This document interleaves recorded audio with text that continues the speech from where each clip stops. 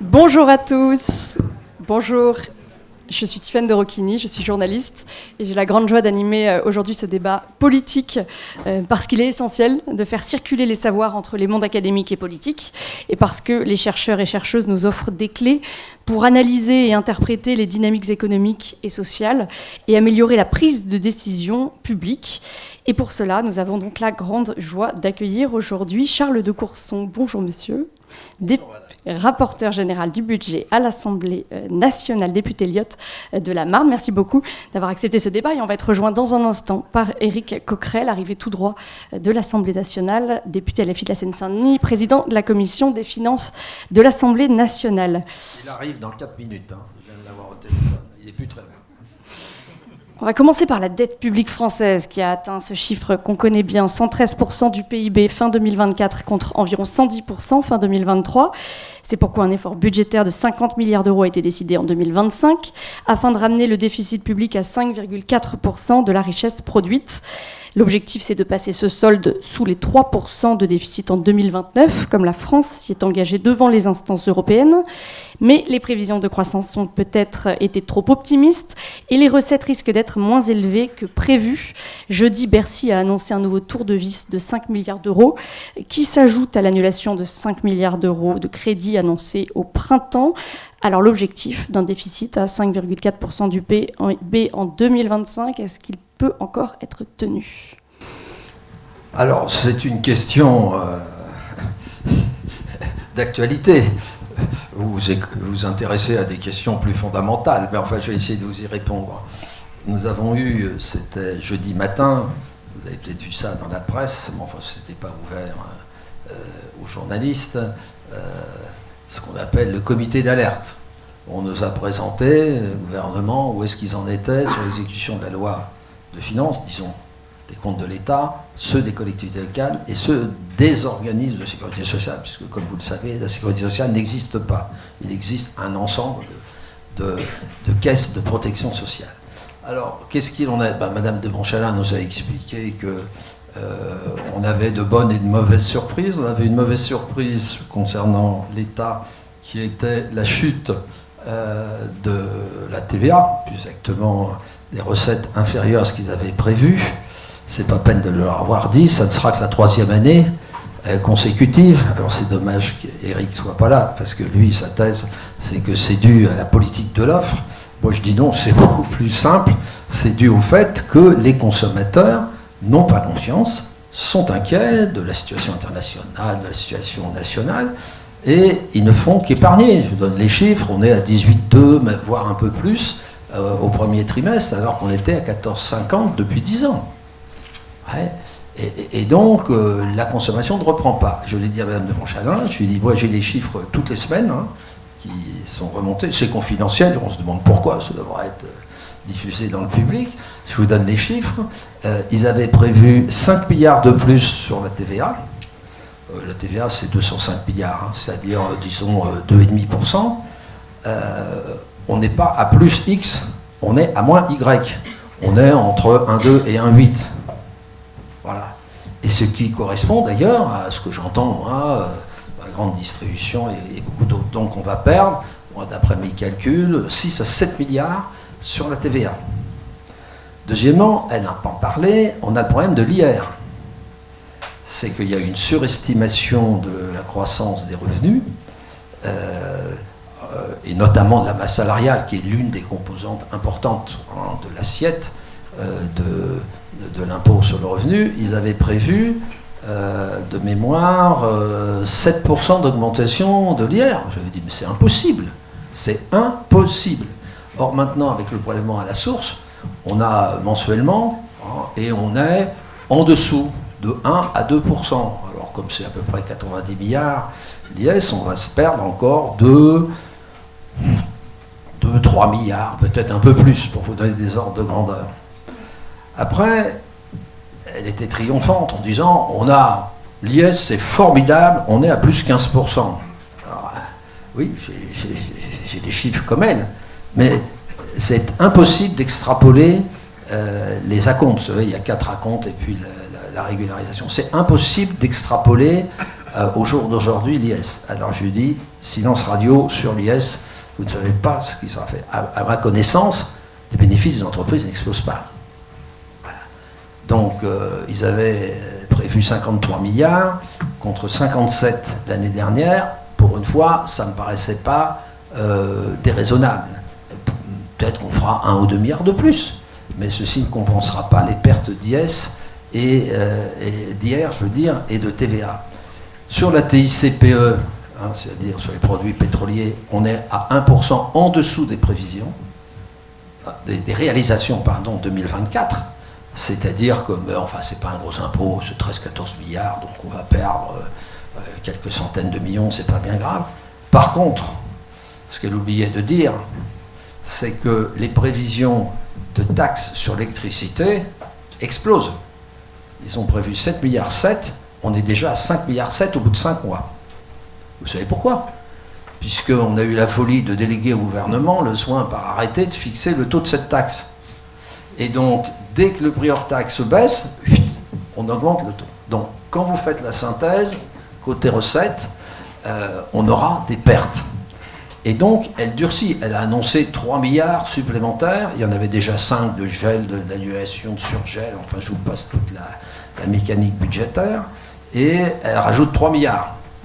Voilà. Mais même avec, disons, 3 plus, on devait être à 4, 5, oui, on est à 8, ça ne passera pas. Passons à la sécurité sociale, c'est très simple. CSG plus cotisation sociale, puis quelques petites recettes diverses, on est à 1,5%. Or ça, c'est très régulier, vous voyez très bien de mois après mois. Donc on est là encore en dessous. Le problème, c'est qu'un point perdu, c'est 400 milliards, donc vous perdez 4 milliards. Quoi. Donc on peut perdre 4, 5, comme l'année dernière, on a perdu 7 milliards sur les prévisions budgétaires, pour les mêmes raisons, d'ailleurs, surévaluation des recettes. Et sur les dépenses, on ne tient pas grand-chose. Madame la ministre de la Santé nous a annoncé 1,7 milliard d'économies pour essayer de réduire le dérapage, puisqu'on va vers 20 milliards de déficit des finances sociales. Bah, si vous regardez ce que c'est que ce 1,7 milliard, parce qu'on ne sait pas sur les 3 milliards, elle nous a annoncé 3 milliards, on a demandé mais c'est sur quoi, on ne sait pas. On va le savoir ultérieurement, très bien. Alors que sur la sécurité sociale, Catherine Vautrin nous a expliqué que le 1,7 milliard, c'était déjà 600 millions sur la réserve. Alors je ne savais pas que quand on réduit la réserve, que c'est une économie, je n'étais pas au courant, mais enfin il paraît que c'est une économie, très bien. Et puis des économies sur le médicament, l'industrie du médicament est en train de se délocaliser depuis 20 ans, 30 ans. J'étais à l'industrie à un moment de ma vie, il y a très longtemps, il y a 40 ans. Voilà. Et donc, tout ça pour dire que sur les finances sociales, on va déraper de combien je pense 2, 3, 4 milliards, quelque chose comme ça. Restent les collectivités locales. Alors, les collectivités locales, M. Absaben nous a dit tout va bien. Je dis non, tout va pas bien, puisque d'après les calculs, mais il faut beaucoup se méfier des calculs en cours d'année, puisque c'est un peu un accent circonflexe. Bonjour Monsieur le Président, je te félicite d'avoir bien voté, ce qui m'évitera d'aller voter contre. On a voté la motion de rejet. La réforme audiovisuelle. Oui. Enfin, la pseudo-réforme audiovisuelle. Bon, voilà. On n'est pas en désaccord sur tout avec Eric. Bienvenue, Éric Coquerel, bonjour. Et donc, pour répondre à votre question, quand vous bouclez tout ça, on ne tiendra pas le 5-4. Moi, je l'ai dit, tu étais là d'ailleurs, Eric, j'ai dit qu'on sera probablement entre 5-6, 5-7, 5-8. Donc on n'arrivera pas à éviter un dérapage budgétaire et M. de Courson nous a expliqué que c'était essentiellement à cause des recettes de la TVA, aussi que l'impôt sur le revenu avait été surévalué. Est-ce que pour vous aussi, ce sont les raisons qui expliquent aussi le dérapage budgétaire auquel on va a priori faire face? Oui. Enfin, c'est surtout la situation... C'est surtout la situation économique et le contresens des politiques qui sont menées, parce qu'on est dans un moment qui est globalement un moment récessif, même si on n'est pas rentré en récession en France, notamment grâce à la consommation populaire et les dépenses publiques par rapport à l'Allemagne. Enfin, c'est quand même ça le niveau. Tous les chiffres sont mauvais, quoi. Consommation populaire, c'est mauvais. L'exportation, c'est mauvais. Le chômage, plus de 8% l'an prochain. L'industrie, qui pour la première fois depuis la Ve République est descendue en dessous de 10% du PIB au premier trimestre. Je pourrais en rajouter comme ça, plus la productivité, on y reviendra peut-être pendant le débat, ça me semble important, qui baisse. Là aussi, c'est quand même un phénomène absolument historique. Donc tous les chiffres sont mauvais, et quand les chiffres sont aussi mauvais que ça, on n'ajoute pas des effets récessifs sur l'économie. Donc il y a eu des effets récessifs, plus une politique qui continue à faire de l'austérité à un moment, à mon avis, de l'histoire qui est complètement inadéquate. Pour aller vite, ne vous inquiétez pas, je n'aurai pas des grandes phrases, mais globalement, moi, ce que je crois, c'est qu'on vit une période avec l'arrivée de Trump, qui est le fait qu'on passe d'un capitalisme qui était assis globalement sur le libre-échange pour des taux de profit absolument historiques, à un capitaliste aujourd'hui qui est dans une confrontation économique et commerciale extrêmement violente. Bon, et là, ce qui vient de se passer au niveau de l'OTAN et du G7 le prouve encore. Et dans cette situation-là, nous, au lieu quelque part de réarmer notre économie, on continue l'austérité. Bon, ça ne peut avoir que des effets négatifs. Et donc, moi, je suis d'accord avec Charles, les recettes ne vont pas être au rendez-vous, beaucoup plus qu'ils le prévoient. Donc là, ils vont avoir deux solutions. Soit ils disent il faut absolument maintenir le déficit à 5,4, et dans ces cas-là, à l'automne, ils vont non seulement annuler complètement les 3 milliards de gel de budget qui sont prévus, donc ça fera 8, mais il va falloir qu'ils en rajoutent d'autres. Bon, donc s'ils le font, ça sera un projet de loi de fin de gestion, mais surtout ça aura à nouveau un effet récessif. Donc voilà, ils sont dans une espèce de course à la récession qui explique le problème qu'on a maintenant depuis 2-3 ans. On va en venir aux arbitrages autour du budget 2026 et on va revenir sur la question de la guerre commerciale, bien sûr, mais d'abord, en 2023, le déficit public s'est creusé à 5,4% du PIB au lieu des 4,4% inscrits en loi de finances. 5,8% du PIB au lieu des 4%, 4,4%. Ouais, comment améliorer la qualité des prévisions économiques afin d'éviter de tels écarts entre la cible votée et l'exécution réelle, Charles Decourse? Vous savez qu'on a fait une commission d'enquête et moi je me suis tapé une contribution puisque je suis allé à la direction du Trésor. Alors il y a un premier problème qui est un problème systémique. J'ai été jeune chef de bureau il y a tellement longtemps, il y a 40 ans, vous voyez. À l'époque, il y avait la direction du Trésor, il y avait la direction de la prévision, il y avait la direction du budget et la direction de la sécurité sociale. Et ça discutait sur les prévisions. La direction de la prévision a été intégrée à la direction du Trésor. La direction du Trésor a écarté de toutes les prévisions de recettes la direction du budget. Pas moi qui le dis, c'est tous les anciens directeurs du budget, vous pouvez les contacter. Et la direction de la sécurité sociale, on se demande s'ils savent vraiment qu'elle existe. Donc, on est beaucoup à plaider pour une réforme systémique, c'est-à-dire de donner au Haut Conseil des finances publiques et à des organismes indépendants, il y a une solution extrême qui consistera à dire, comme en Grande-Bretagne, c'est un organisme indépendant extérieur qui évalue les recettes. Le système intermédiaire, je pense que vu ce qu'est la France, c'est plus raisonnable, c'est de dire il y a des évaluations extérieures par rapport aux prévisions que fait le gouvernement sur les recettes, et s'ils ne sont pas d'accord, le gouvernement, s'il ne modifie pas ses prévisions, doit s'expliquer. Pourquoi? Voilà. Ça, je pense qu'il y aura une majorité à la Commission des finances, je ne sais pas ce que tu en penses Eric, pour déjà évoluer dans ce sens. Maintenant, venons au fond. Pourquoi on s'est trompé sur la TVA? Parce que les prévisions de TVA sont fondées sur un modèle, Mésange, vous connaissez tous le modèle Mésange, qui, je rappelle, a été élaboré dans les années 60. Modèle de l'INSEE, c'était un modèle keynésien, et qui disait que quand on augmente le revenu des ménages, et que les taux d'intérêt baissent, l'épargne baisse et il y a une augmentation de la consommation. Enseigner tout ça aux élèves dans les cours d'économie. Ça ne fonctionne plus comme ça. Pourquoi? Parce que les gens n'ont pas confiance.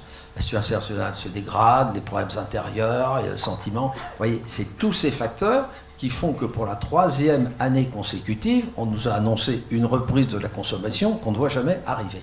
Ça, c'est pour la TVA. Donc, qu'est-ce qu'on propose?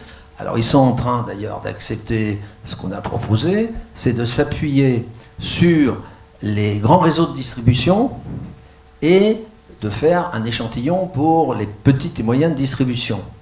Parce que eux, sont beaucoup mieux armés pour faire des prévisions de l'évolution de la consommation. Ça, c'est pour la TVA.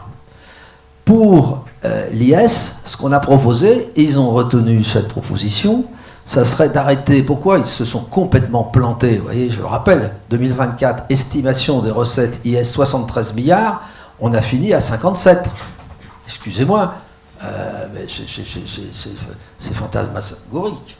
Sur ce point, pardon de vous interrompre, l'étude de l'IPP propose de s'appuyer sur les informations issues de la documentation financière. C'est ce qu'on a proposé en disant, faites d'une part pour les sociétés cotées qui tous les trimestres relèvent, simplement elles donnent leur estimation de bénéfices, pas de bénéfice fiscal en France. Le bénéfice des entreprises internationalisées, c'est pas l'assiette de la partie de leurs bénéfices en France.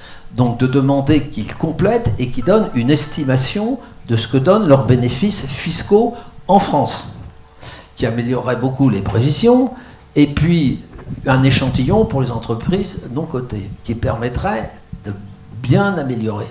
Pour l'IR, c'est plus simple, hein. C'est de se caler sur les prévisions que font la direction de la sécurité sociale, qui est beaucoup plus prudente que le ministère des Finances sur l'évolution de la masse salariale, puisque la CSG, c'est quand même massivement la masse salariale. Il n'y a pas que ça, c'est vrai, il y a le patrimoine, etc. Mais les revenus de remplacement, retraite et assimilés, on prévoit ça extrêmement précisément, si vous voulez. Donc, de se caler là-dessus. C'était ça nos prévisions. Et puis, il y avait quelques autres prévisions concernant, par exemple, le tabac. Je vais vous faire rire. Hein, systématiquement, on augmente d'€1 par an le paquet de tabac. Alors, le résultat, c'est que maintenant, on est à 13 €, quelque chose comme ça. On a le tabac le plus cher d'Europe. Qu'est-ce qui se passe? Je ne vais pas demander à ceux qui fument parmi vous, il doit y en avoir 20-25%. Où est-ce que vous achetez, hein, est-ce que vous achetez encore les habitants de tabac? Eh ben, résultat, le marché dit parallèle, et aux dernières nouvelles, est presque égal cette année au marché, disons, officiel. Ouais, résultat, quand on augmente d'€1, au lieu de faire 300-400 millions de plus, on fait 200 millions de moins. Ouais. C'est tout ça qu'on a proposé de réformer. Alors il y a plein de choses. Il y a effectivement comment est-ce qu'on peut empêcher le gouvernement de pêcher par optimisme dans ses prévisions? Est-ce qu'il faut retirer à Bercy le monopole des prévisions budgétaires? Et est-ce qu'il faut financer des travaux d'universitaires indépendants pour contribuer à cette expertise? Non, ça nous arrive d'être en désaccord avec Charles de Courson. Là, je suis en désaccord. Je pense que c'est pas la raison principale. En gros, pour comprendre ce qui s'est passé au moment de la commission d'enquête, il y a eu deux écoles. Il y a une école qui estime que si les recettes n'ont pas été au niveau prévu, c'est d'abord un problème technique. Pour aller vite, je résume. Alors, Charles fait partie de cette école, j'allais dire, de manière pas trop caricaturale. Voilà, il y en a certains autres qui l'ont fait de manière plus caricaturale, à tel point d'ailleurs que c'était aussi pour protéger le gouvernement, qu'ils ont cru bon communiquer sur la commission d'enquête avant même qu'elle soit rendue. Vous regarderez les images, je ne vais pas dénoncer mes petits copains, mais enfin vous verrez qui a fait ça. C'est la faute aux fonctionnaires. Voilà, eux c'était ça. Voilà, c'est pour ça que je dis que c'était plus caricatural que Charles, parce qu'en plus c'était la faute des fonctionnaires. Au moins Charles de Courson ne dit pas ça. Et puis il y a une autre école qui est la mienne, qui est de penser que d'abord c'est un problème de politique. Bon, et moi je le crois. C'est-à-dire ce que je crois, c'est que ils se sont vus trop beaux. Ils ont regardé à peu près les estimations de leurs recettes en fonction de ce qui s'était passé après le Covid. Et d'ailleurs, je ne sais pas si vous vous souvenez, mais après le Covid, ils ont été très étonnés des recettes qu'ils ont obtenues. Pourquoi ? Parce que tout simplement, quand vous descendez au fond de la piscine et que vous revenez à la surface, mécaniquement, ça produit de la TVA, ça produit des recettes, c'est tout bête. Bon. Donc c'est ce qui s'est passé. Et à partir de là, ils ont fait des prévisions avec cette espèce de croyance absolue en la politique de l'offre et la compétitivité, plus tout ça, qui se sont révélées complètement décalées, parce qu'on était revenu globalement dans des années plus normales et même plutôt un peu en baisse d'activité. Je pense principalement que c'est dû à ça. Et d'ailleurs, une bonne preuve, c'est que dans les personnes interrogées, il y a Jérôme Fournel, à un moment donné, il se trouve que c'était un bon témoin, parce qu'il était le directeur de cabinet de Barnier, et il a été le directeur de cabinet de Le Maire, il était bien placé, qui dit texto, alors c'est peut-être, en tout cas en substance, la phrase, je me souviens, c'est « on s'est peut-être vu trop beau ». Bon, voilà. Et comme, d'un autre côté, vous avez Moscovici qui vous explique qu'il y a l'hubris des politiques qui pèsent sur les techniciens de Bercy. Autrement dit, à un moment donné, l'analyse politique pèse. Moi, je crois que c'est ce qui explique principalement, j'allais dire, non pas le fait que les recettes aient baissé, mais qu'elles n'aient pas été au niveau des prévisions. Alors, comment on empêche cette hubris? Alors, juste, je décris la situation, en tout cas, de ce qu'il ne faut pas faire. Parce que, bon, ça a été un temps. Mais sauf qu'ils l'ont su. Ils l'ont su très rapidement. Et là où ça devient incroyable... C'est en novembre-décembre. Voilà, c'est que le 13 novembre, la Première ministre Elisabeth Borne reçoit une lettre quand même de Bruno Le Maire la veille d'un 49.3 sur le budget.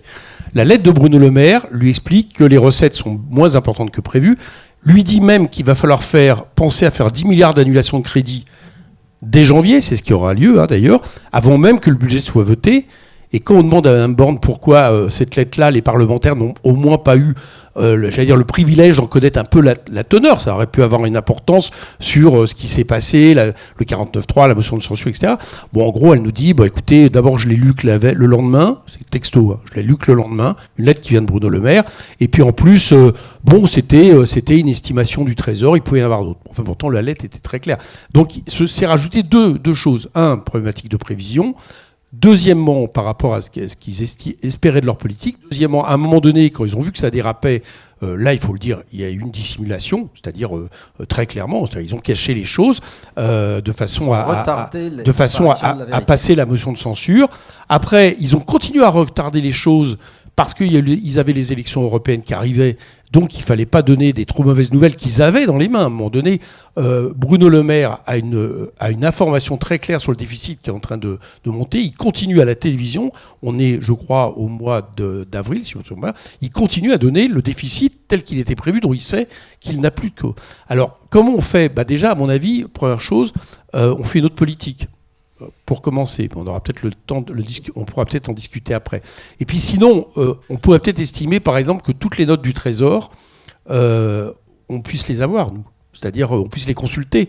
On est peut-être assez grand pour avoir des notes du Trésor qui nous arrivent avant que le ministre décide, oui ou non, si ces notes du Trésor sont susceptibles d'être connues à l'Assemblée. On peut aussi estimer que quand une première ministre reçoit des informations de ce type, c'est quelque chose qui n'est pas exceptionnel. Alors la seule chose avec Charles, je pense que moi je suis pour que Bercy, je suis pour que le Trésor continue à avoir, à être en dernière instance, que les chiffres émanent du Trésor vis-à-vis du ministre. Par contre, ce qu'on peut imaginer, c'est-à-dire je ne suis pas d'accord pour qu'un opérateur indépendant finalement supplée le Trésor par rapport à ça. Par contre, on pourrait estimer que ce soit l'Assemblée, que ce soit le Haut Conseil des finances publiques, nous ayons plus de moyens que, par exemple, l'Assemblée et IPP pour nous aider à faire nos propres calculs, de façon, en gros, à pouvoir davantage challenger le gouvernement. Ça pourrait être quelque chose qui pourrait être efficace.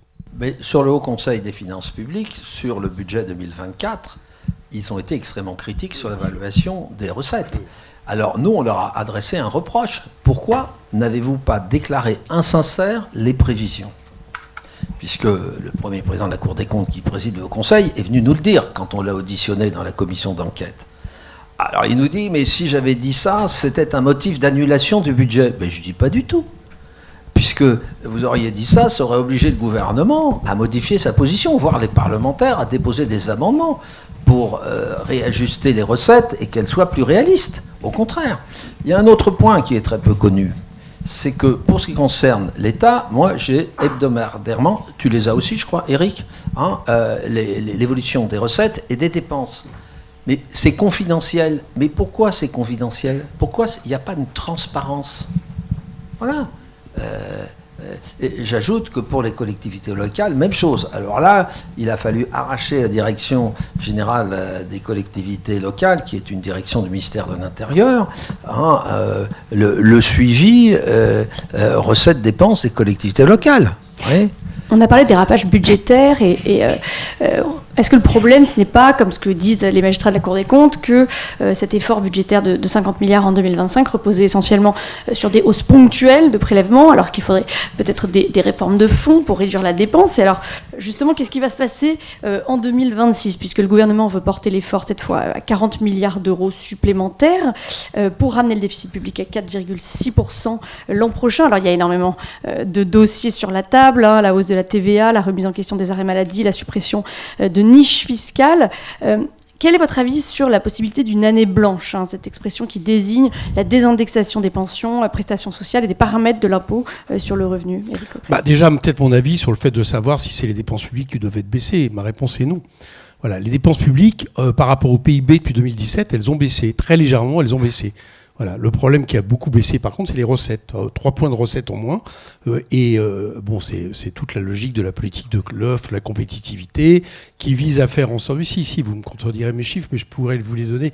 Par rapport au PIB, ils sont écoutez, ayez à peu près la correction de m'écouter, puis vous interviendrez après. Donc, par rapport au PIB, etc., les recettes ont baissé de 3 points. Ça a coûté à peu près en 2023 60 milliards de moins de recettes au niveau de l'État. Et le petit problème de ça, c'est qu'en plus, elles baissent et elles avantagent les plus fortunés de concitoyens et surtout on va dire les plus riches détenteurs du capital. Bon, l'idée était claire, hein, elle était assumée depuis le départ de la part du gouvernement de Macron et de Bruno Le Maire, c'était de dire on va attirer les capitaux en France, donc on va leur faire des conditions de fiscalité très avantageuses, de façon à ce que ça produise après de l'emploi, de l'investissement, etc. Bon, les chiffres montrent que c'est très compliqué de voir le moindre effet positif, si ce n'est la multiplication par 2 des dividendes, mais l'effet est celui-là. Donc moi, je crois qu'il faut peut-être déjà s'attaquer au problème numéro 1. S'il y a moins de recettes, il faut peut-être récupérer des recettes. Ouais. Parce que tant que vous touchez sur les dépenses publiques, et d'ailleurs j'ai lu la note de l'IPP sur toutes les mesures envisagées, la plupart sont récessives. Vous le notez, vous le dites, elles produisent plus d'inégalités, elles sont récessives, à part la question de l'IR par rapport au PFU, mais toutes les autres sont récessives. Bon, dans une situation, je pense que c'est très mal parti. Donc je ne suis pas pour ça, je suis pour essayer d'aller plutôt rechercher de l'argent à travers, que ce soit la taxe Zuckman sur les grandes entreprises, sur le patrimoine, que ce soit le rétablissement des CEF. Je suis plutôt pour aller chercher de l'argent d'abord sur ceux qui en ont beaucoup gagné depuis 17, et si on leur en prend, là, il n'y aura pas d'effet récessif. Et troisième élément, qui est peut-être le problème de fond, c'est que je m'interroge sur l'absolue urgence de dire que le déficit doit être absolument baissé de manière drastique. Pourquoi ? Parce que, je reviens à mon introduction, on est dans une guerre commerciale, on est dans une problématique de souveraineté industrielle. Les Allemands, cette année, vont mettre 82 milliards d'investissements, et ce qui va monter jusqu'à 129 milliards en 2029. Alors certes, sur l'industrie d'armement, ça ne me plaît pas, etc., mais ils vont faire fonctionner leur industrie, ils le disent. Les écoles et les chars, c'est-à-dire ils ont cassé leurs règles d'or, plus un emprunt exceptionnel, un fonds d'investissement de 500 milliards, et nous, par rapport à ça, c'est une politique d'austérité. Donc je crois que ce n'est pas la bonne solution, ni pour relancer l'activité économique, ni pour la bifurcation écologique, et ni, j'allais dire, pour doper la consommation populaire de ce pays. Alors il y a 2 questions. Il y a effectivement la question de la baisse des dépenses ou de la hausse des recettes, et puis la question de la remise en question des fameux 3% peut-être. C'est l'un des points sur lesquels nous ne sommes pas du tout d'accord avec Éric. Premièrement, quels sont les faits ? La dépense publique n'a pas baissé. En pourcentage du PIB, elle est grosso modo à peu près stable. Bien.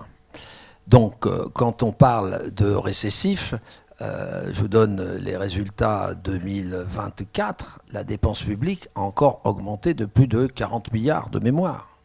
Donc, parler d'une austérité, c'est tout à fait inexact.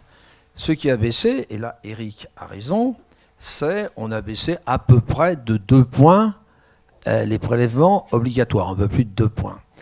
Ça, c'est l'ensemble des mesures, les 62 milliards depuis 8 ans qui ont été prises. Certain nombre c'est-à-dire que tout s'est passé comme si, au fond, on avait baissé un certain nombre d'impôts à crédit. Voilà, c'est ça la réalité. Bon. C'était quoi la baisse de 61 milliards ? Un tiers, ça a été une ânerie monumentale, la suppression de la taxe d'habitation. Ce qui est amusant aujourd'hui, c'est de l'extrême gauche à l'extrême droite, tout le monde dit que ça a été une erreur fondamentale, même ce qui reste de macronistes. Bon, pourquoi c'était une erreur fondamentale ? Parce qu'on a cassé le lien entre le citoyen contribuable et le citoyen électeur dans les collectivités territoriales. Voilà.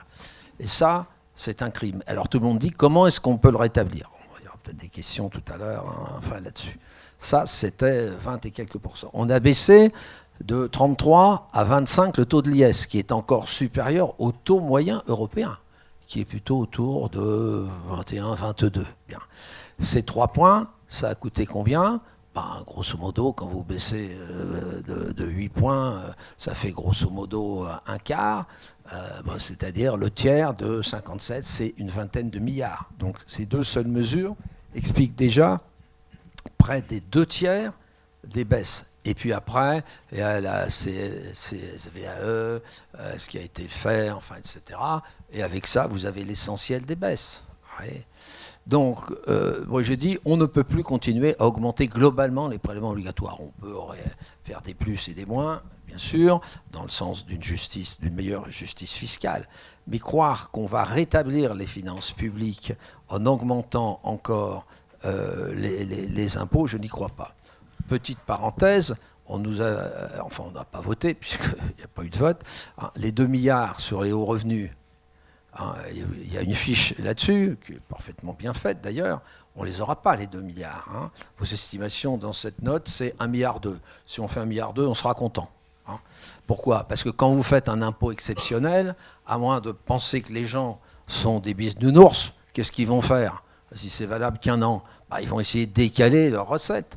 Et les 8 milliards sur les très grandes entreprises, alors là encore, si on fait 5-6 milliards, ça sera déjà pas mal. Vous êtes directeur financier d'un grand groupe et vous voyez que les Français disent « on va faire un petit taux pour les entreprises de plus de 4 milliards de chiffre d'affaires ».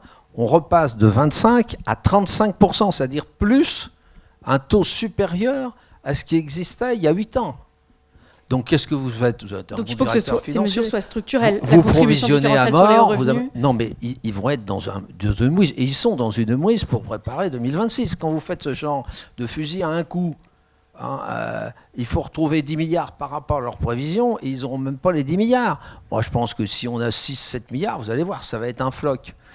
Quant aux idées d'Éric sur la taxe Zuckman, alors, le 2% sur le patrimoine, premièrement, c'est anticonstitutionnel. Pourquoi?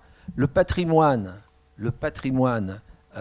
tout le patrimoine ne rapporte pas 2%. Donc, le Conseil constitutionnel va dire atteinte au droit de propriété. C'est au-delà de 100 millions. Comment? Au-delà de 100 millions. Mais même au-delà de 100 millions. Voilà. Alors, il paraît qu'il travaille sur une taxe Zuckman à 0,5% dont on élimine le bien professionnel. Non, mais enfin, c'est une plaisanterie. Les grandes fortunes, c'est quoi? C'est les biens professionnels qui font les grandes fortunes. Tout ça ne tient pas.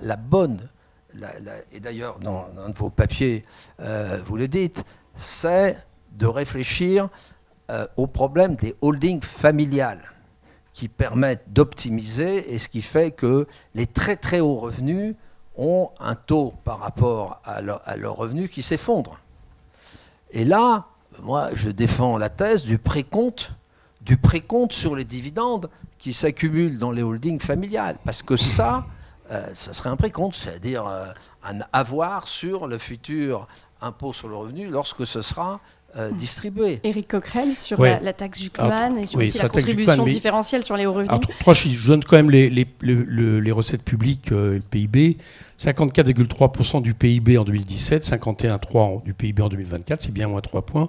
Et dépenses publiques, 57,7% du PIB 2017, 57,1% aujourd'hui, on est bien à moins 0,6%. Ça, c'est pour vous donner les chiffres exacts, notamment par rapport aux réactions du public. Sur la question, le désaccord, quand Charles dit si on augmente encore les prélèvements, c'est pas ça la solution. Alors déjà rappelons quelque chose. C'est une étude du corps, du Conseil d'orientation des retraites, qui montre que quand vous êtes à 256 fois le revenu médian en France, en réalité, la France n'est pas du tout championne d'Europe des prélèvements obligatoires. Ce n'est pas vrai. La France est au milieu, à peu près, pour les personnes qui ont Écoute-moi, Charles, sinon on ne va pas s'en sortir. Pour les personnes qui sont les ultra-riches, pour aller vite, qui ont 256 fois le revenu médian, on s'aperçoit que la place de la France en Europe, elle est dans la moyenne. L'Angleterre est au-dessus d'elle, la Belgique est au-dessus d'elle, l'Allemagne est à peu près équivalente. Donc, je veux dire, l'idée qui nous est vendue un peu sans arrêt par les macronistes, mais comment ça, on est champion d'Europe des prélèvements obligatoires, vous n'allez pas encore augmenter, pour les ultra-riches, ce n'est pas vrai. Voilà. Depuis 2017, il y a eu tellement de cadeaux fiscaux que ce n'est plus la réalité de la situation. Deuxièmement, est-ce que, quelque part, est-ce qu'il y a du grain à moudre? C'est un peu ça la question. Moi, je crois que oui, tu dis qu'elle est anticonstitutionnelle. Bon, Charles, on a déjà débattu. On se tutoie avec Charles parce qu'on s'aime bien, je vous le dis. Bon, enfin, je crois. Mais... donc, ça a déjà été un débat, c'est-à-dire en l'hémicycle, Charles annonçait, c'était anticonstitutionnel, j'en suis sûr. Bon, moi j'ai coutume à dire, allons voir le Conseil constitutionnel pour juger de ce qui est constitutionnel et ne nous bridons pas avant. Donc la taxe Zucman, je pense qu'elle ne l'est pas, il a donné pas mal d'arguments, mais au-delà de ça, c'est surtout la question de fond qu'il faut poser. La réalité, bon, là par les chiffres, alors vous avez l'étude Challenge, mais qui a à peu près été concrétisée, qui montre que les 500 plus grandes fortunes de ce pays ont vu leur patrimoine doubler depuis 2017, les passer de 20 et quelques à plus de 40% du PIB. Bon, c'est absolument énorme. Ça veut dire qu'ils ont doublé leur patrimoine quand le patrimoine n'a pas doublé. Alors quand vous doublez votre patrimoine, quand le patrimoine global n'a pas doublé, c'est pas sorcier. Vous prenez ailleurs. Hein. Et moi, ce que je crois, c'est qu'on prend largement sur les revenus du travail. Ça, c'est le premier élément. Attends, deuxième élément. C'est l'étude IPP Bercy que je cite souvent sur cette fois-ci la question des milliardaires qui montre que le taux effectif d'imposition est plutôt de 25-27, alors que s'ils étaient assujettis au plus haut barème de l'impôt sur le revenu, ils seraient environ à 48. Le différentiel entre les deux, je sais que mécaniquement on ne peut pas les récupérer entièrement de cette somme, mais c'est juste pour donner le niveau des chiffres, c'est 18 milliards. Bon. Donc ce que je dis, c'est que si dans la période que nous connaissons, on va récupérer une partie de ces cadeaux fiscaux qui, encore une fois, n'ont pas rejailli sur l'économie, j'ai donné quelques chiffres tout à l'heure, s'il y a des dizaines de milliards d'euros qui sont en question. Et des dizaines de milliards d'euros, là je reviens à la question que vous posiez, quand on voit le gouvernement qui ne sait toujours pas comment il va aller chercher 40 milliards, parce que c'est une chose d'annoncer des choses, mais c'est une autre chose de le faire. Donc vous avez remarqué, on a eu la semaine TVA sociale, on a eu la semaine année blanche. Là, maintenant, Lombard a l'air de dire année blanche. Non, je suis plus trop sûr parce qu'il est comme nous. Il sait très bien l'effet récessif qu'il risque d'y avoir. Alors maintenant, je vois venir la semaine niche fiscale. Alors là, celle-là, on l'a fait depuis 3 ans. Ça fait 3 ans. Hein, qu'à chaque fois, au printemps, on nous dit... Amélie de Montchalin nous l'a dit l'autre jour. Il n'y a pas de tabou, vous pouvez proposer tout ce que vous voulez. Donc l'Assemblée propose, parce qu'en plus on a des majorités, l'Assemblée propose d'aller toucher sur la taxe pour les services à la personne, d'aller toucher la question un peu du crédit impôt recherche, et à l'automne il n'y a plus rien. À l'automne, il n'y a plus rien. Donc je pense qu'ils sont dans une grosse difficulté, c'est qu'ils se sont fixés un objectif avec le même type de politique qui a un effet récessif, et que pour l'instant ils ne voient pas où ils vont chercher les 40 milliards, puisque justement ils ne veulent pas recourir, je termine là-dessus, à ce que nous proposons, c'est-à-dire chercher les recettes, pour 2 raisons. D'abord parce que, quelque part, ils sont un peu comme Charles de Courson, ils sont pour la politique, ils pensent que la politique de l'offre et la compétitivité continuent à fonctionner. Une deuxième raison, c'est qu'ils savent dans ces cas-là qu'ils vont perdre une partie de leur bloc, de ce qui leur reste. Hein. L'année dernière, on l'a vu, aussitôt ils ont essayé d'aller vers quelques taxations d'impôts. On a vu tout d'un coup un peu non, je ne vais pas dire les ayatollahs, mais j'allais dire les plus fermes des personnes qui pensent qu'il ne faut pas toucher d'impôts monter au créneau. Donc politiquement et économiquement, ils sont dans une grosse difficulté. C'est pour ça qu'ils vont être censurés d'ailleurs. Vous vouliez réagir, Charles de Cousson, mais peut-être effectivement sur cette question de la taxe Zucman, qui donc cet impôt plancher de 2% sur le patrimoine des 1800 Français détenant plus de 100 millions d'euros. Au-delà de la question anticonstitutionnelle, quels sont les autres arguments qui vous font dire que cette mesure n'est pas une bonne mesure ? Du temps de l'ISF, on avait réussi à avoir une note qui avait été sortie d'ailleurs dans le Canard enchaîné en plus, sur les 50 premières fortunes françaises. Qu'est-ce que ça donnait ? 10 d'entre elles, dont Liliane Bettencourt, aujourd'hui décédée, ne payaient pas un sou. Et les 40 autres payaient à peine 10% du barème. Comment ? En optimisant le dispositif ISF plus IR plus taxe foncière sur le revenu disponible inférieur à 70%. Au-delà, le Conseil constitutionnel annule. Et on se retrouvera toujours dans cette situation. Les impôts sont payés sur les revenus. Un impôt sur le patrimoine, il est payé sur le revenu. Parce que si vous venez de vendre votre capital pour payer vos impôts, ça ne dure pas très longtemps. Et donc, à ce moment-là, vous vous délocalisez. Ce n'est pas plus compliqué que ça. Donc, on a un problème économique et un problème constitutionnel sur la taxe Zucman. C'est pour ça que je me réjouis, puisqu'on va faire un petit colloquinte. Hein, c'est ça, Eric, en octobre. 2 octobre. 2 octobre, oui, c'est fixé. Stiglitz et voilà. Et j'expliquerai. J'étais associé d'ailleurs tout de suite. Oui, tout à fait. Et j'expliquerai que c'est anticonstitutionnel, c'est anti-économique, et on va voir la disparition de l'assiette, c'est tout. Le temps file et Voilà. il y a beaucoup de dossiers. J'aurais juste c'est ajouté une chose. Donc, croire qu'on va redresser les finances publiques en faisant payer les riches, je caricature, mais c'est un peu ça, Eric, ta thèse, c'est une illusion. Ça ne veut pas dire qu'on ne peut pas demander davantage aux très riches, mais qui sont une poignée. Quand vous ferez quelques milliards sur eux, mais c'est pas ça qui structurellement redressera les finances publiques. C'est pour ça que je me tue à dire il faut réduire les dépenses. Non, il va y avoir dépenses dans la justice. Il va y avoir une deuxième taxe qui va redevenir beaucoup d'actualité. C'est la deuxième taxe Zucman, cette fois-ci sur les entreprises qui délocalisent leurs profits, c'est-à-dire pour rectifier en fonction du chiffre d'affaires les profits, pour une bonne raison.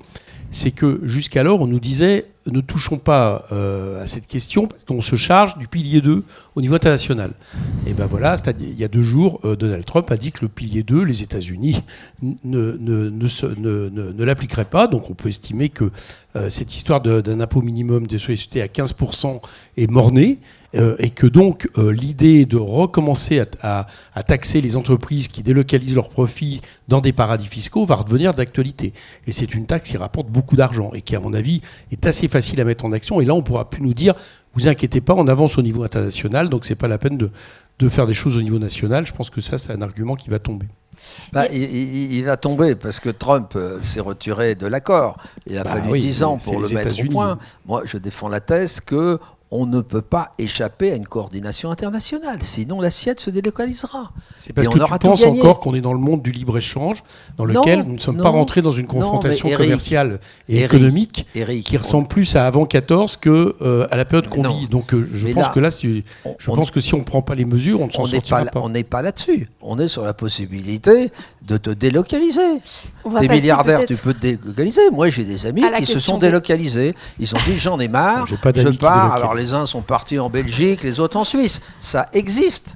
Il ne faut pas nier qu'on est dans un monde libre. Charles, là-dessus aussi, il y a une étude qui a été réalisée, tu le sais, notamment plusieurs études suédoises et autres qui montrent que en réalité, y compris quand on rétablit l'ISF ou autre, ou les équivalents, il n'y a pas une fuite comme ça des ultra-riches, notamment parce mine de rien, même pour les ultra-riches, c'est pas si mal de vivre en France aussi.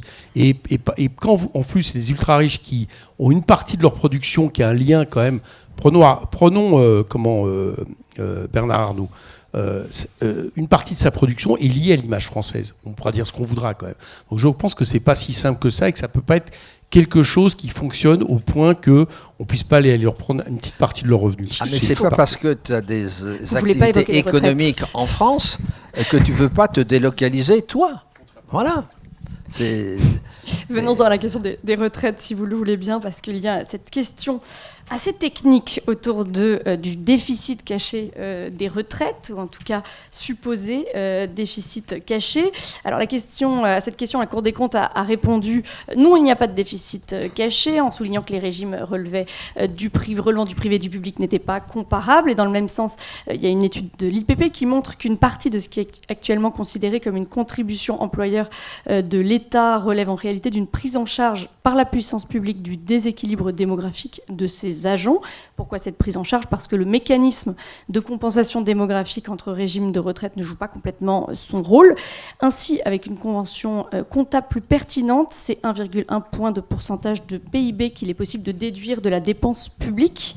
Alors que la France est régulièrement présentée comme la championne du monde de la dépense publique, on l'a dit, est-ce qu'il faut revoir ce cadre comptable comme le propose l'IPP, sachant que ça aurait un impact sur la mesure des budgets effectifs de l'éducation ? Parce qu'en réalité, on dépense moins par élève qu'on ne le croit, c'est l'un des enseignements de l'étude. J'ai défendu depuis plus de 20 ans la thèse qu'il faut une caisse de retraite des fonctionnaires État. Voilà. Qu'est-ce qui s'y oppose ? Puisque avant, il n'y avait même pas de CAS. Le CAS, ça a été un moyen qu'a inventé la direction du budget pour qu'on n'ait pas une caisse des retraites avec un conseil d'administration. Parce qu'ils ne veulent pas d'un véritable dialogue social avec les partenaires sociaux. Voilà, c'est ça l'origine. Alors le CAS, c'est moins mal que quand il n'y avait pas de CAS et que tout ça a été noyé dans le budget de l'État. Et donc, ça fait plusieurs mois que je travaille. C'est pour ça que ça m'a intéressé de lire l'intéressante contribution, même si elle est imparfaite, comme toutes les contributions. Et je vais faire une contribution, moi, à la Commission des finances, j'espère, avant le début de la loi de finances, c'est-à-dire en septembre, pour éclaircir les 55 milliards. Voilà. Je pense que méthodologiquement, il y a quelques erreurs dans le papier, mais qui va dans la bonne direction. Premièrement, il faut sortir les militaires. Pourquoi ? Parce que vous avez une armée dynamique, hein, vous ne pouvez pas demander à un homme du rang, même s'il devient caporal puis sergent, de passer sa vie. Il y a un moment, voilà. Donc il faut des carrières courtes. Donc si vous voulez attirer dans l'armée des personnels, vous êtes obligé d'avoir un système spécifique. Alors c'est vrai que le régime des pensions civiles et militaires est théoriquement unique, mais en fait, ils sont entièrement à part. Il faut déjà les sortir. Et là, parce qu'il y a des taux de 130%, hein, la cotisation sociale fictive de l'État est 130%. Mais ça n'est pas infondé. On pourrait quand même retravailler sur les retraites des militaires, sur quelques aspects, puisque comme vous le savez, c'est l'inverse d'un système dynamique, l'armée, puisque l'âge de départ à la retraite est fonction de votre grade. Plus vous êtes gradé, plus vous partez tard. Ce qui fait qu'on a une armée qui marche, on a à peu près, par rapport aux effectifs, 2 fois plus de généraux en France que dans toutes les autres armées du monde. Si vous comparez le cas complètement inverse, c'est l'armée israélienne, on veut des généraux jeunes, 40, 42 ans, et qui sautent avec les parachutistes lorsqu'il y a des combats. Hein, et qui ne sont pas à l'arrière, et qui sont un peu bedonnants, etc. Enfin, la caricature, bien entendu, hein, des militaires galonnés, comme on les appelait. Mais en l'occurrence, il ne s'agit pas de changer le budget ou de remettre en question ce statut, plus ça, vraiment la question comptable. Non, mais j'y viens.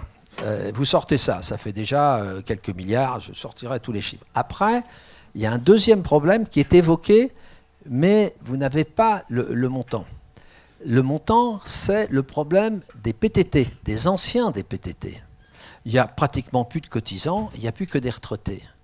Ça coûte 7 milliards dans les 55, vous avez 7 milliards. C'est une subvention à la Poste et à France Télécom, entre nous.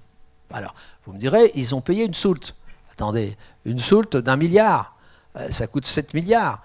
Et ce montant continue à augmenter encore pendant 4-5 ans avant de lentement baisser. Après, et je ne suis pas du tout d'accord, alors là, avec la présentation qui a été faite, c'est ce qu'on appelle les super actifs et les actifs. Quel est le surcoût ? Quel est le surcoût ? Oui, des superactifs, c'est-à-dire les superactifs, c'est ceux qui partent à 52 ans, essentiellement les policiers, etc., les pompiers, et puis il y a les actifs, les policiers, enfin et quelques autres, voilà.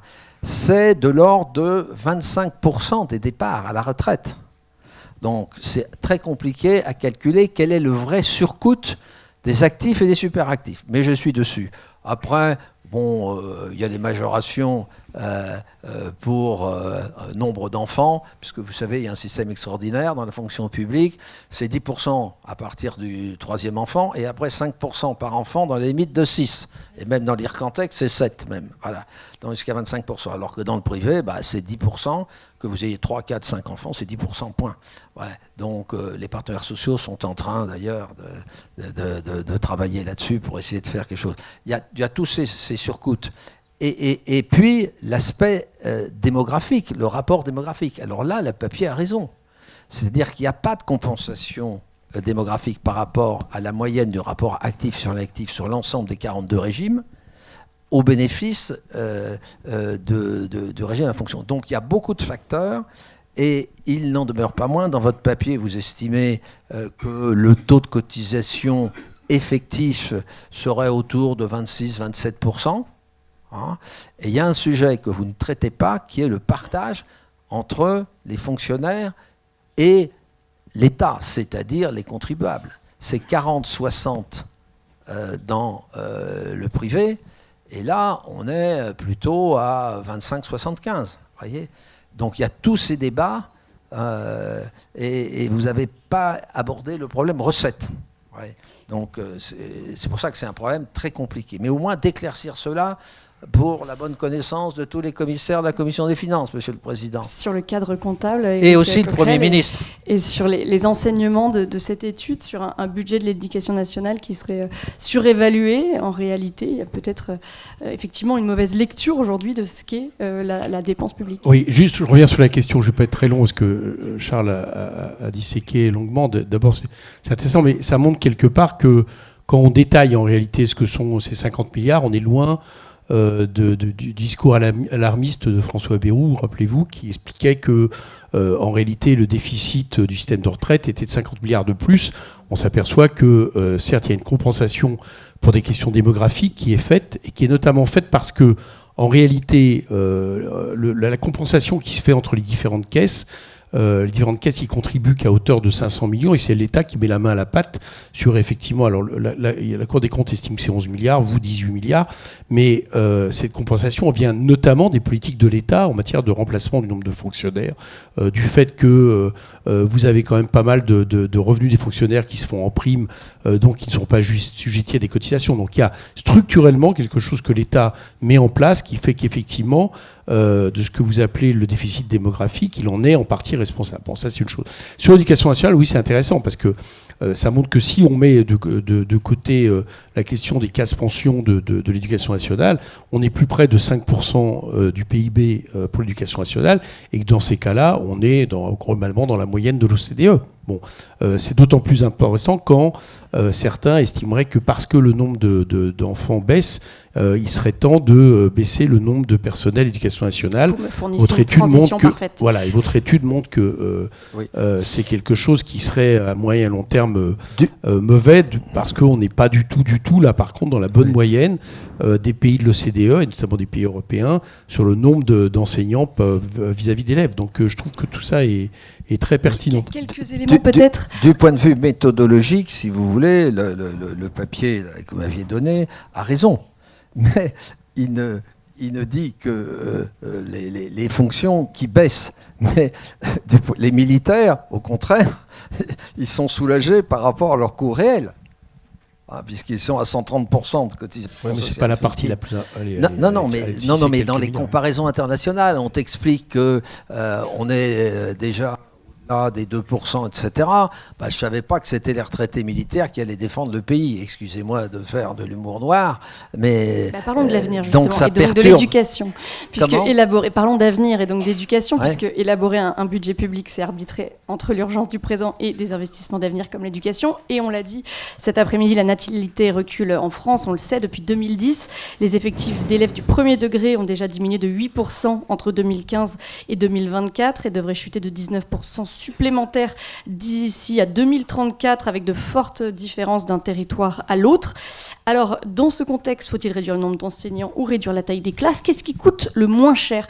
L'IPP a fait le calcul et montre qu'à long terme, une réduction du nombre d'enseignants engendrerait un coût économique supérieur aux économies budgétaires réalisées, parce que la baisse de la taille moyenne des classes entraînerait un gain salarial à l'âge adulte et des recettes fiscales supplémentaires pour l'État en raison de ces meilleurs salaires. Que vous inspirent ces résultats, Éric Coquerel? Bravo. Voilà, pour ça que je reviens chaque année, parce qu'il y a plein de choses intéressantes. Non, je pense que c'est enfin, je veux dire, chacun sait que la matière grise dans ce pays est un de nos trésors les plus importants. Donc, je vois mal.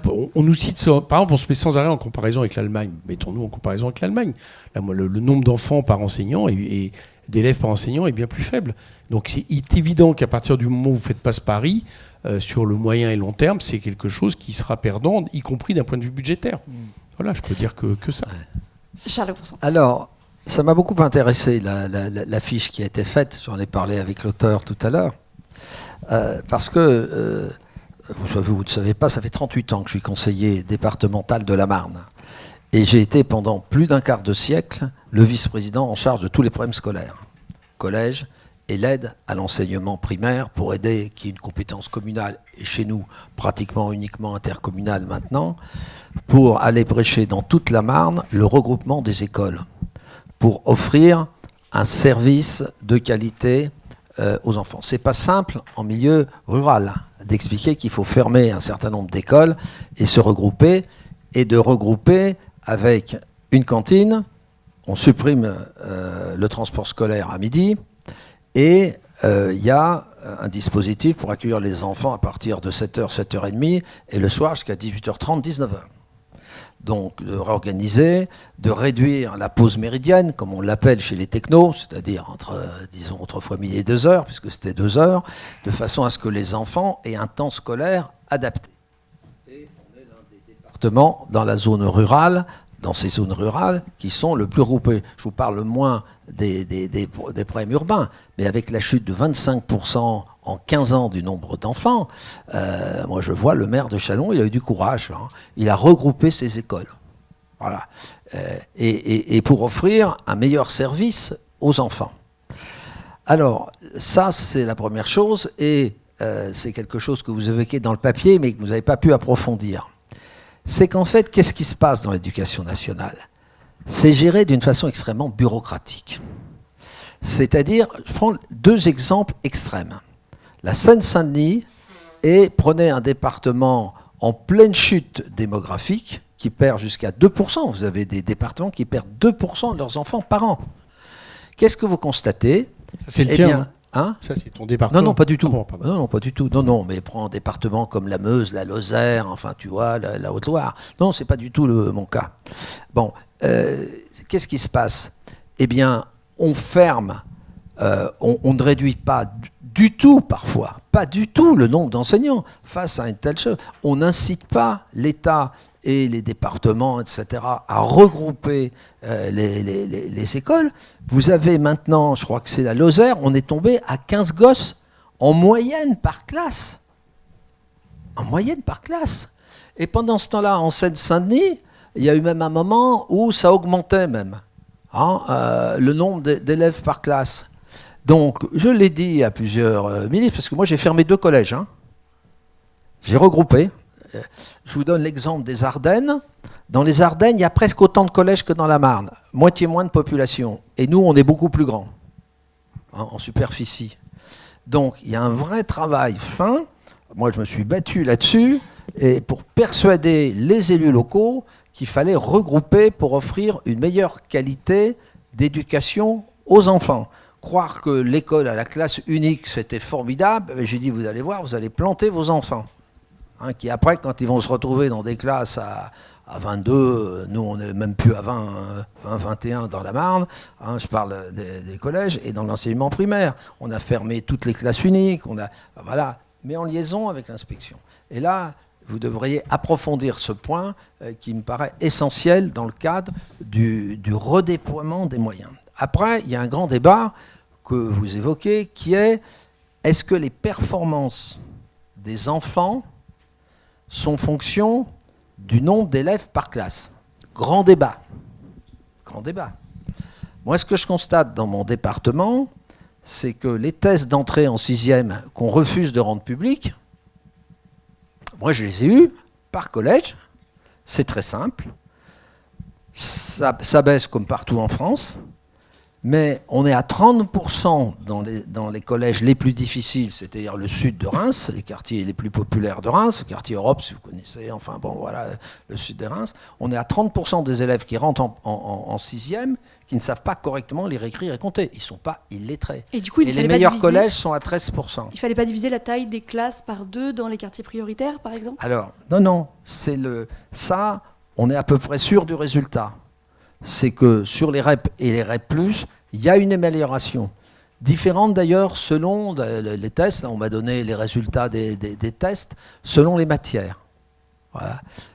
Par exemple, il y a de meilleures améliorations sur, de mémoire, plutôt l'expression. L'expression notamment orale, enfin les tests montrent, et en maths aussi, un peu en maths. Par contre, sur les autres matières, pas trop, d'après ce que j'ai vu, les premières évaluations. Voilà. Donc ça, on peut le faire, et on a les moyens de redéployer. Mais faut-il continuer à baisser mécaniquement par le conservatisme d'une façon complètement différenciée et sans lien avec les problèmes sociaux qui y sont liés? Il s'agit effectivement de faire face à cette disparité territoriale. Et c'est pour ça que ça manque dans votre papier. De dire qu'il y ait des ministres qui s'intéressent à la gestion de leur ministère. hein, et les moyens, et qu'il aille prêcher dans toute la France la réorganisation du réseau scolaire. Après, il y a tout un aspect de l'étude qui porte sur la différence entre la Seine-Saint-Denis je te dis, et Paris. Juste, Charles, une chose, c'est que je souhaite bien du courage au ministre qui va aller dans la municipalité où on va expliquer que l'école ferme pour aller se mettre dans l'école d'à côté. En général, c'est pas forcément bien reçu, et je comprends pourquoi c'est pas bien reçu, parce que c'est souvent le dernier service public, et que si on commençait à j'allais dire, c'est une chose de se dire qu'en deçà d'un certain seuil, c'est plus vivable. C'en est un autre de se dire qu'on pourrait systématiser et penser que c'est mieux de regrouper forcément les écoles, parce que dans l'histoire, en termes d'aménagement du territoire et de disparition de certaines communes, je veux dire, il y aura à mon avis, c'est pas un exemple, une démonstration à faire. C'est pour ça que sur ce point-là, à minimum, je pense qu'il faut être pragmatique et non pas il faut être pragmatique, voilà, mais il faut aller persuader les élus locaux. Et il faut une politique qui n'existe pas. Et en disant qu'est-ce que c'est que ce conservatisme département par département, quoi. C'est pas possible. Ouais. Un tout dernier point peut-être avant de passer aux questions dans la salle, sur la question de la guerre commerciale, puisque le gouvernement table toujours sur une croissance de 0,7%, alors que la Banque de France a revu à la baisse les prévisions de croissance à 0,6% en réaction aux tensions commerciales. On l'a dit, la fin de la trêve approche, et il reste 10 jours pour éviter le choc des droits de douane américains. Quelle ligne adopter face aux menaces américaines, Éric Coquerel ? Déjà une ligne qui est, alors ça ne peut pas être fait à court terme, mais de reconquérir une souveraineté industrielle et à tout niveau. Enfin, je veux dire. Et ça passe par des mesures de rétorsion commerciale ? Non, et déjà, excusez-moi, ça passe par des mesures où l'État favorise ça. Alors, je vais vous donner un exemple, par exemple. Aujourd'hui, ArcelorMittal, je dis ça parce que s'il n'y a plus de métallurgie, là, ça ne sera pas en dessous de 10% du PIB pour l'industrie. Il n'y aura plus d'industrie dans ce pays. Pendant que les Allemands, je l'ai dit, ça peut paraître un sujet qui nous préoccupe pas, mais donc, en gros, les décisions qui viennent d'être prises au niveau du G7 et de l'OTAN, parce que ça a une importance, Trump impose le fait que d'ici 2035, on soit à 5% du PIB en termes d'armement. D'accord ? Bon, en fait, c'est 3,5 plus 1,5 d'investissement. Bien. C'est un seuil extrêmement important. Je mets de côté le caractère totalement anti-écologique et catastrophique de cette histoire.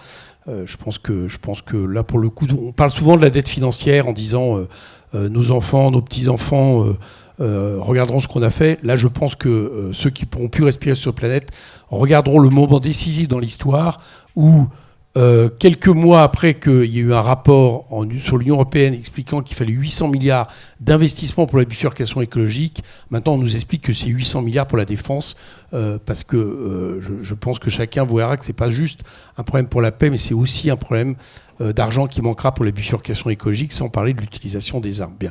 Donc cette décision est prise, c'est-à-dire que Trump prend cette décision et l'impose. Bien. Je l'ai dit tout à l'heure, réaction des Allemands, c'est de dire qu'ils vont investir considérablement, en disant de manière explicite qu'ils visent à être l'armée la plus puissante d'Europe d'ici 2030.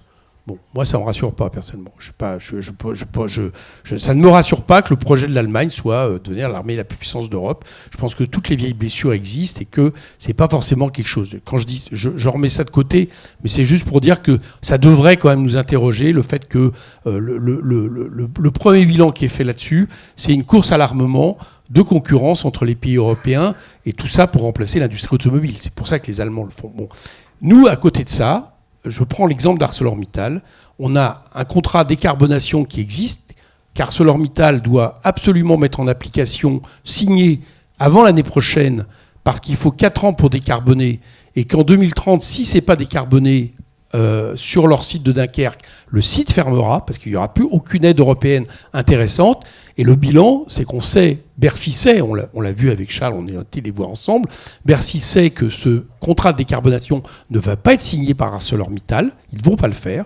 Donc l'année prochaine, on va se retrouver dans un compte à rebours qui va nous entraîner sur la disparition du site de Dunkerque, ou en tout cas sa minorisation telle que ça équivaudra. Et ce que fait Emmanuel Macron, c'est qu'il explique que même comme plan B, la nationalisation n'est pas possible. Voilà, c'est un exemple que je donne, parce que je pense qu'on on est dans un moment où déjà on devrait réfléchir comment on redevient souverain et comment on sauve notre économie de ce point de vue-là. C'est pas ce que nous faisons. Et moi, c'est vraiment un sujet qui est maintenant. C'est pas dans quelques années. Voilà. Donc, je sais plus quelle était votre question. La question, c'était est-ce qu'il faut assumer un rapport de force vis-à-vis des États-Unis ? Donc, alors oui, pardon. Alors, j'en viens à ça. Je pense qu'il faut assumer un rapport de force, mais alors attention au rapport de force, parce que si on augmente les droits de douane de la même manière, et que ça équivaut à faire en sorte que les prix à la consommation augmentent en France de certains produits, je ne suis pas sûr que ça va être très positif pour notre consommation dans ce pays, la montée de l'inflation. Enfin, globalement, je ne suis pas sûr. Donc moi, je préférerais qu'on ait des mesures de rétorsion vis-à-vis des États-Unis qui est de les prendre là où ça fait mal. C'est-à-dire taxer les GAFA, c'est-à-dire taxer la finance américaine, etc. Je ne suis pas sûr que comment dire, le mesure de rétention. Je vois bien qu'extrêmement, elles sont peut-être indispensables à court terme, mais à long terme, je pense que ça risque plus de nous fragiliser qu'autre chose dans la situation. Charles de Courson. Face à Trump, il ne connaît que le rapport de force. Et le rapport de force brutal, il est comme ça. C'est un homme d'affaires qui croit que l'État fédéral américain, c'est une entreprise. Voilà. Et donc, il lance 100 quand il veut 10. Après, il dit, vous voyez, j'ai obtenu 15, je suis le roi, en fait, etc. Donc, et ce n'est pas la France toute seule qui peut tenir face à Trump. Il faut que l'Union européenne continue dans une réponse graduée, mais cohérente, face à Trump. Et vous verrez, Trump commence à se rendre compte, et ses soutiens, notamment dans le big business, que cette stratégie est catastrophique. Et vous avez fait une petite fiche là-dessus qui montre, toutes les études le montrent, que celui qui sera l'État qui sera le plus pénalisé par une politique, mettez même à 20-25% de droits de douane, ce sont les États-Unis d'Amérique. Pourquoi ? C'est eux qui importent le plus massivement. Et paradoxalement, la France est parmi les pays les moins impactés par cela, parce que, hélas, du point de vue exportation vers les États-Unis, on n'est pas très bon. Bon, on n'est pas très bon. Et donc deuxièmement, vous soutenez la position Trump dit qu'il y a un énorme déficit commercial, ce qui est vrai, américain. Ce qu'il veut dire, c'est qu'il y a un énorme excédent de la balance des services, qui ne compense pas, c'est vrai, la totalité, mais qui compense à peu près 2/3 du déficit commercial américain. Ceux qui sont les plus impactés par cette mesure, c'est effectivement les Allemands. Pourquoi ? Parce que les Allemands sont parmi les plus exportateurs.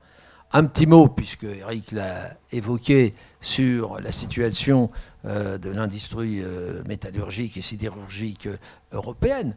On est dans une situation très difficile. Les deux grandes entreprises, c'était ArcelorMittal, qui a des installations un peu dans toute l'Europe et à l'extérieur de l'Europe, et puis les grands Allemands, se sont mis d'accord, le lobby sidérurgiste, en disant actuellement 30% de l'acier est importé de Chine et de Singapour. Dans des conditions écologiques désastreuses, on ne peut pas demander aux sidérurgistes européens de faire de l'acier vert. L'acier vert a un surcoût très important et qui pour le moment n'est absolument pas valorisé sur le marché. Eric citait le cas de l'accord qui avait été signé entre l'ADEME et l'État français et ArcelorMittal sur Dunkerque. C'était 1,8 milliard d'investissements subventionnés à 850. Eh bien, ils viennent d'y renoncer. Ils viennent y renoncer parce qu'ils disent, même avec 850 millions, on ne s'en tire pas. Et donc, de ce point de vue-là, on sait décarboner, que ce soit la Syrie, que ce soit, moi, chez des grandes industries agroalimentaires, les sucreries, etc., les cimenteries, on sait. Mais à un coût considérable. Moi, je vois mes grandes sucreries, elles me disent on est capable de faire chuter d'une façon considérable nos émissions de CO2, mais grosso modo, c'est 150 millions d'usines d'investissement. Donc, si on n'a pas 70-80 millions, on ne fera pas. Sinon, on est mort. Ouais.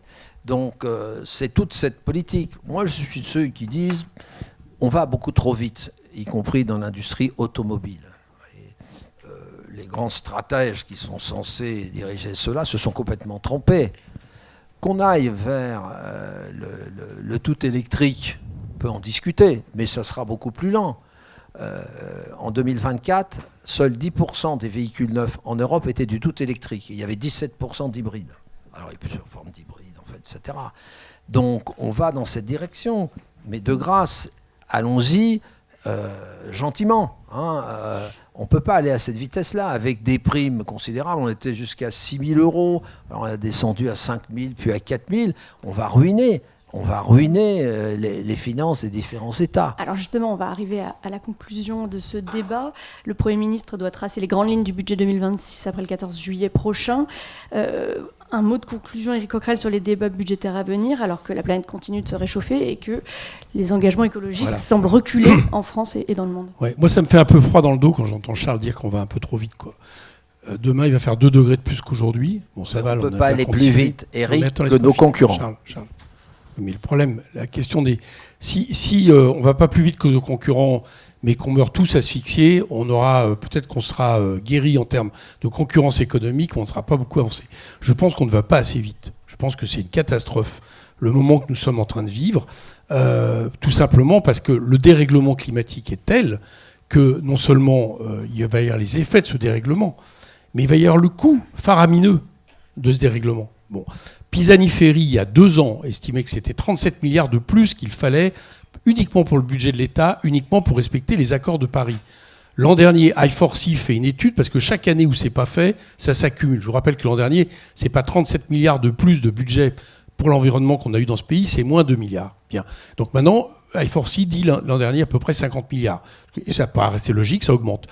Bon, il y a un moment donné où non seulement ce coût-là de ne pas faire ces modifications va rendre la situation irréversible, avec les conséquences qu'on peut connaître, mais en plus de ça, en termes de réparation du coût de ce que ça va occasionner, on va, j'allais dire, trouver que le déficit de l'État aujourd'hui, c'est rien. Enfin, je veux dire, c'est ça qu'il faut avoir en tête.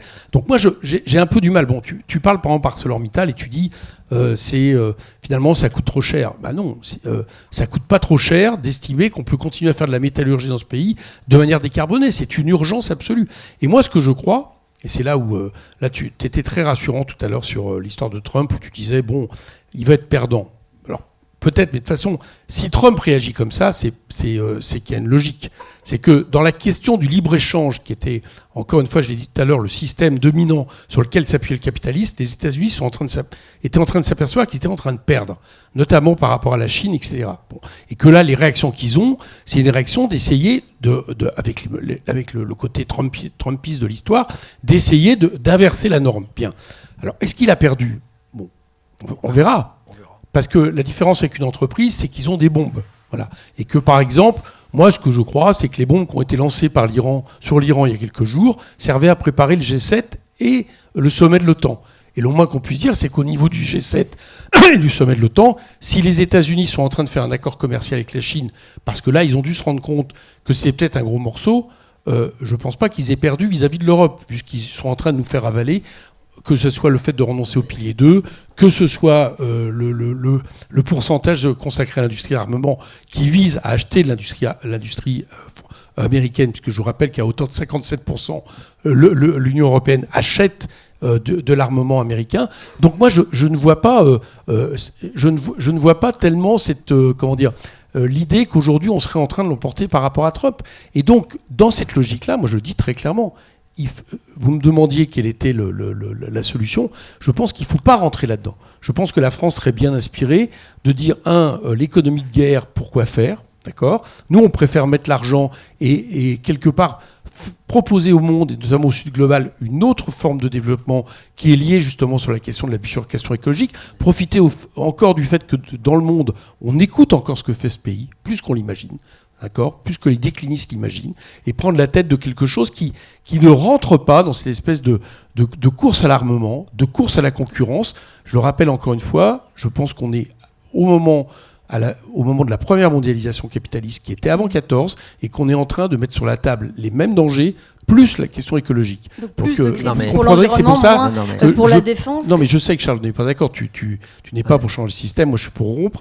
Mais je pense que c'est encore plus nécessaire aujourd'hui, notamment parce que Trump nous impose un rapport de force et une nouvelle ère, quelque part, du capitalisme aujourd'hui, qu'on serait bien inspiré de ne pas suivre, parce qu'on ne va faire que cotiser à cette catastrophe. Très rapidement, parce qu'on arrive à la fin. La solution, c'est le mécanisme d'ajustement aux frontières de l'Union européenne, et qui a été décidé sur 5 produits, je rappelle, l'acier, l'aluminium, et, puisqu'on en parle un peu régulièrement, dans les 3 autres produits, non, je crois que ça marche encore. Voilà. Et c'est les mécanismes qui sont en pleine négociation. Qu'est-ce que demande ArcelorMittal ou les sidérurgistes allemands? Non, mais ArcelorMittal, Charles, tu m'as donné l'exemple, tu m'as dit, ils ne peuvent pas prendre le coup. Ils sont en train d'ouvrir 2 usines ArcelorMittal sidérurgiques dans le sud global. Il y en a une en Amérique latine, il y en a d'autres en Asie, en Turquie. Et évidemment, ils n'ont plus intérêt à produire en France. Non. Ils seront les propres concurrents. Et quand tu dis que tu nationalises pas, ça veut dire que tu leur dis, soyez tranquilles, on n'est plus en train en France de produire de l'acier qui sera concurrent de l'acier que vous allez produire après avoir pris toutes les aides publiques en France. Parce que je rappelle que depuis 2020, ArcelorMittal, ils ont pris 800 millions d'euros. En termes d'aide publique. Le contrat est non, je ne parle pas de ce contrat-là. Les 200 millions par an. Oui, non, mais dont la ils ont plupart... pris, tu l'as vu comme moi, ils ont pris 800 millions entre le CICE, entre les exonérations et entre les différentes aides qui ont été, que ce soit des aides régionales ou autres, ils ont 800 millions depuis 2020. L'exemple de l'aciérie. Eux, ils ont intérêt à fermer, aller ailleurs. Européenne, il y a 3 conditions pour rétablir la compétitivité de la sidérurgie européenne. Il y a les quotas. Pour leur donner le temps de se moderniser. On est à 30%, ils demandent de revenir à 15%, bon, on négocie. C'est 2, le problème de l'approvisionnement en électricité sur les futures aciéries électriques. C'est d'obtenir des contrats d'approvisionnement à long terme à un prix compétitif. Un prix compétitif, c'est 50, 60, mais pas au-delà. Bon, ça c'est la deuxième chose. Et troisièmement, d'aider à l'investissement. Sur les cimenteries, c'est la même chose. On croyait que les cimenteries européennes n'étaient pas concurrencées. Elles sont maintenant concurrencées par toutes les cimenteries du Maghreb. On importe maintenant 20% du clinker en France. 20% du clinker. Donc on voit bien, et donc on importe la pollution, donc c'est complètement déraisonnable. Donc le point de départ, c'est que Dunkerque ne ferme pas. Oui, mais si tu veux, la Chine émet 31% des émissions de gaz à effet de serre au monde. Et ils ont même dépassé les Américains. Les Américains, ils sont à 25. Donc, mais ça baisse aux États-Unis. Ça commence à baisser. C'est ça la solution. Merci beaucoup. Merci à tous les deux, Charles de Coustron, Éric Coquerel, d'avoir été avec nous. Merci pour ce débat parlementaire, débat politique.